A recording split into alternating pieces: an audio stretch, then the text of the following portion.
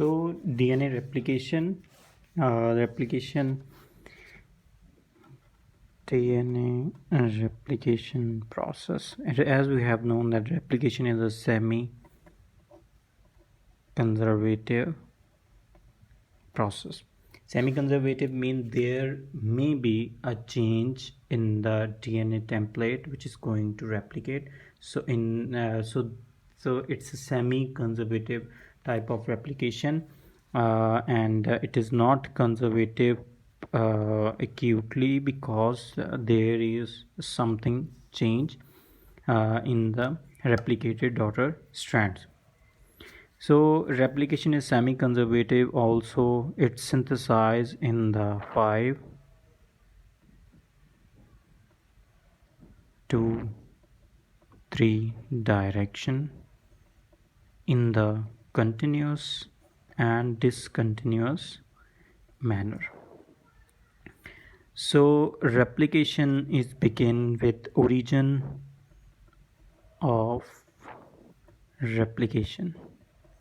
It is the main start point of replication, and origin of replication is the area which is rich in A and T nucleosides. For example, the Tata box, and there is another area which is also rich in A and T adenosine and thymine nucleotide is also the promoter region. And origin of replication is multiple. There is a multiple origin of replication in eukaryotics, and there is only one origin of replication in the prokaryotic. So after origin of replication, we have replication. We can form there will be a replication fork, and in the replication fork is the Y-shaped area where the strands synthesized.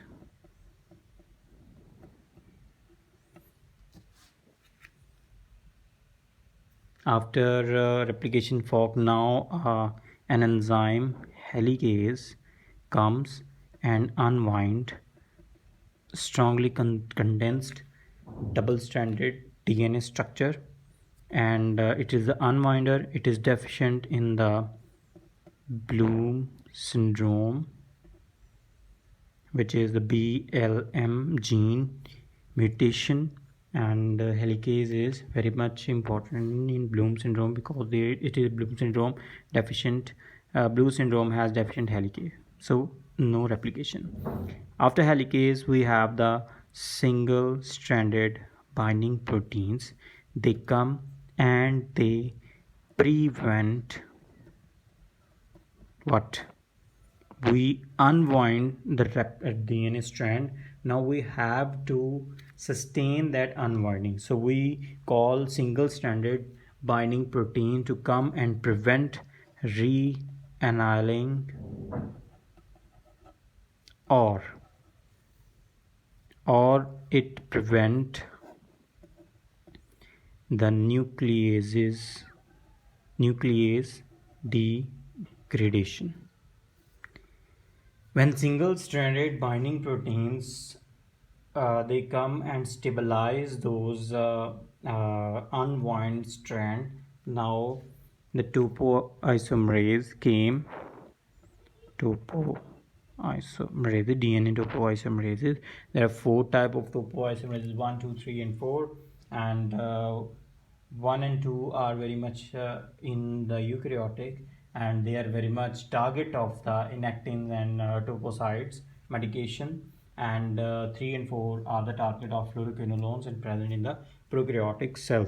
So topoisomerase came and create breakage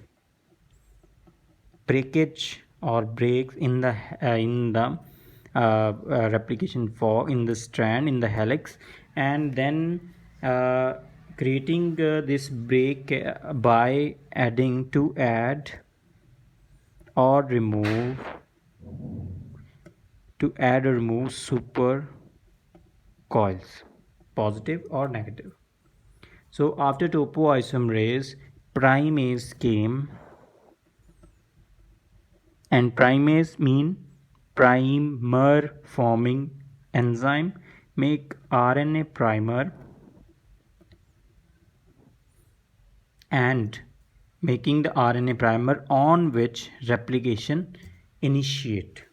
So RNA primase or primase is very much important for both the strands, leading and lagging, because replication initiated on RNA polymerase. So both strand need replication. So both strand must have that primase enzyme to act. And primase along with ligase is very frequently used by the lagging strand in order to uh, make a pace with the leading fast leading strand. After primase came, and now how replication began by DNA polymerase enzyme 3, which is present in prokaryotes only. What will it do? It elongates the leading and lagging strand. It elongates leading strand at the direction of 3 in the direction of 3, and lagging strand until the primer of the subsequent fragment. So it's over here. This is the difference between the two daughter strands, that one is continuously formed and other is discontinuous form. So after elongation, it has a very specific proof read function, which is an exonuclease type of activity, and this activity is in the direction of 3 to 5 direction. Very much important, because DNA polymerase 1, which is also present in prokaryotes, has this proof read function in the direction of 5 to 3. So this is the difference between either we are talking about in the question scenario, either the examiner is concerned with polymerase 1 or either polymerase 2. So what other function polymerase 2 polymerase 1 can do? Polymerase act same like polymerase 3, except this proofreading direction, and also it degrades that primer and replace it with this exonuclease it with DNA. So after replacing, now new strands are formed. Now we need ligase. Ligase link the DNA by making phosphodiester bonds. And ligase and primase are the most frequent enzyme used in lagging strand. After ligase, we have now the telomerase. Telomerase is present in eukaryotes only, and it is having a reverse transcriptase type of enzyme activity, and it's a RNA dependent DNA polymerase type of enzyme. Reversely transcriptase means it can telomerase tag to make the DNA glorious and straight. So it add TTAGGG, or we can say that TTAGGG, or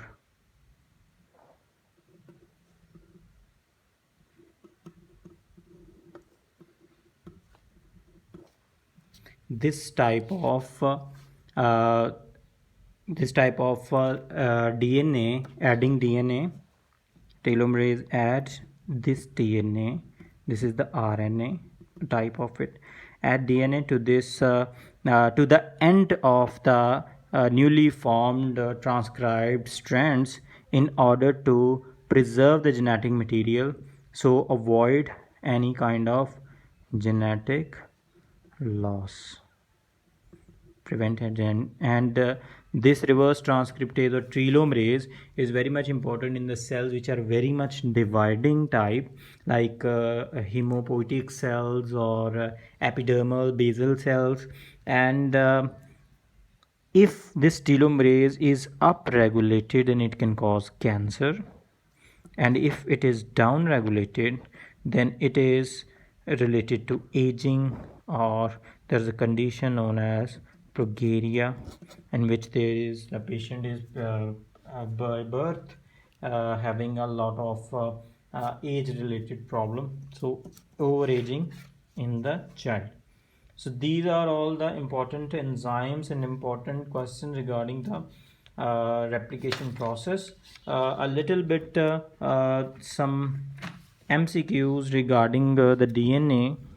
So DNA, two loops of DNA are loop around the octamer of the histone to form a nucleosome. H1 is the only histone which is a linker DNA is present outside the DNA. These 8 are present inside the DNA, and it stabilizes the DNA. DNA has deoxyribonucleic acid has a negative charge, so its phosphate group give it negative charge to DNA, and the arginine amino acid and lysine amino acid give positive charge to histone proteins. Histones and DNA synthesized in the S phase of the replication, S phase of the mitosis, and we have also we have mitochondrial DNA, which is circular, not condensed or not typical type. So it is circular, it doesn't use any histone. So next we have a heterochromatin and euchromatin. Heterochromatin is a transcriptionally inactive part of the DNA, which is very much condensed and dark, and euchromatin is light and less condensed. Heterochromatin is transcriptionally inactive, and heterochromatin is also, regarding the accessibility, heterochromatin is inaccessible, but euchromatin is accessible. Heterochromatin is condensed, so it is methylated. Rather, euchromatin is non-methylated, it is acetylated. Acetylated means that there is a removal of histone, positive charge histone, to relax the DNA, to transcriptionally active it and increase replication, accessible to the replicated enzyme. So methylated means that in the promoter gene we have, if we are talking about the DNA methylated, we methylate some nucleoside like cytosine and guanine, especially in the gene of the promoter, which is cytosine and guanosine. We methylate them and make them less accessible and transcriptionally mutated, so it mute the DNA, methylate or mute, acylate or active or acylate. So methylation is very much important in aging. We have read it in the lionization when Barr body is formed in the X chromosome. Imprinting has a methylation process. Then we have the carcinogenesis has the methylation process. So these all mute the DNA. And acetylation, we have the in the thyroid synthesis by the thyroid hormone receptor. They use thyroid hormone receptor alter the thyroid hormone synthesis by acetylation. Also in Huntington disease, there is a dysregulation of this acetylation, which leads to overexpression of the Huntington trinucleotide expansion. So this is all about the DNA general basic knowledge, and also the most important high yield topic of replication.